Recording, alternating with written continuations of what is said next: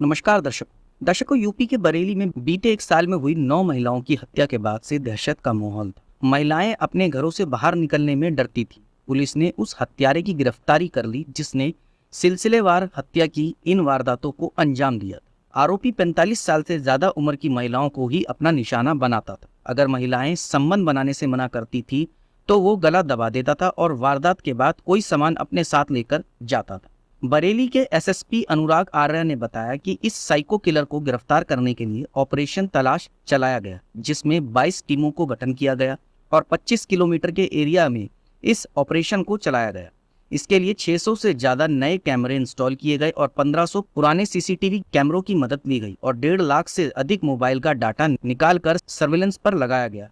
तब कहीं जाकर ये आरोपी पकड़ा गया। आरोपी जिस तरह अधेड़ उम्र की महिलाओं को निशाना बना रहा था, उससे पुलिस को क्लियर हो गया था कि ये किसी साइको किलर का ही काम है, जिसे समझने के लिए पुलिस की टीम को मुंबई भेजा गया। करीब 1.5 लाख मोबाइल नंबरों का डाटा लेकर सर्विलांस टीम द्वारा टेस्टिंग की गई। आसपास के गांव के वोटर लिस्ट लेकर ऐसे लोगों की पहचान की गई जिनकी लाइफ में उथल पुथल मची हो। उसके बाद पुलिस को स्केच के बाद मुखबिर की सूचना मिली, जिसके बाद कुलदीप गंगवार, जिसकी उम्र 35 वर्ष, पुत्र बाबूराम को अरेस्ट किया गया। आरोपी ने इनमें से 6 महिलाओं की हत्या की बात को कबूल कर लिया। पुलिस से पूछताछ में आरोपी कुलदीप ने बताया कि वो नवाबगंज थाना इलाके के बाकरगंज गांव का रहने वाला है। उसकी 2 बहनें हैं, जबकि मां की मौत हो चुकी है। उसने बताया कि उसके पिता बाबूराम ने उसकी मां के जीवित रहते हुए एक अन्य महिला से शादी कर, जिसके बाद अक्सर दूसरी पत्नी के कहने पर पहली पत्नी से मारपीट करते थे।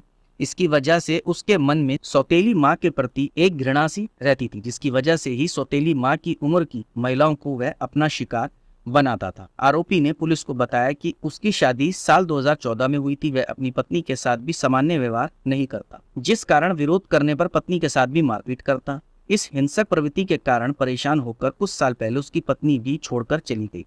इन्हीं कारणों से कुंठित होकर वो भांग, सुल्फा, शराब आदि का सेवन करने लगा और अपने घर बाकरगंज से निकलकर आसपास के जंगल गांव-गांव भटकने लगा। कुलदीप ने 6 महिलाओं की हत्या स्वीकार की है। कुलदीप को आसपास के क्षेत्र के सुनसान खेतों के रास्तों और पगडंडियों की पूरी जानकारी थी, जिन पर वह दिन भर पैदल घुमा करता रहता था और केवल निर्जन स्थान पर अकेली महिलाओं को देखकर उस पर हमला करता था।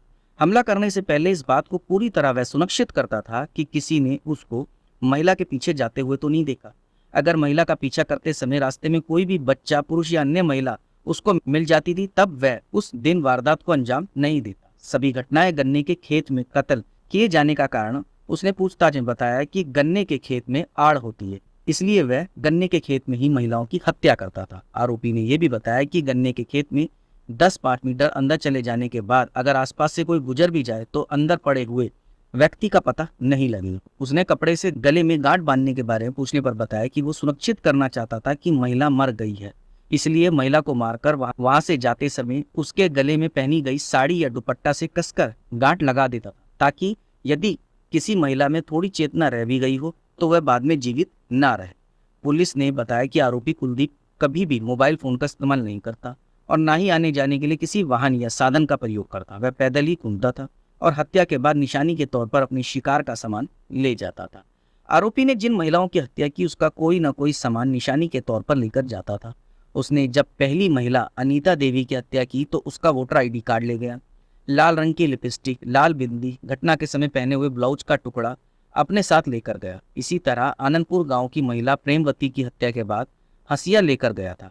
ऐसे ही कुलछा गांव की मृतिका धानवती का आधार कार्ड, शीशगढ़ पुलिस थाना इलाके के लखीमपुर गांव की मृतिका महमूदन का हसिया और 5वीं घटना की मृतिका से बीड़ी का बंडल, माचिस और 130 रुपये नगद लेकर गया।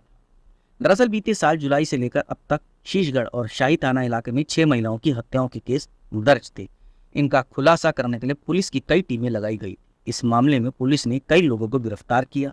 उनमें से एक था कुलदीप गंगवार, जो अब पुलिस की गिरफ्त में। पुलिस इससे और पूछताछ कर रही है कि और इसने कितने अपराध को अंजाम दिया।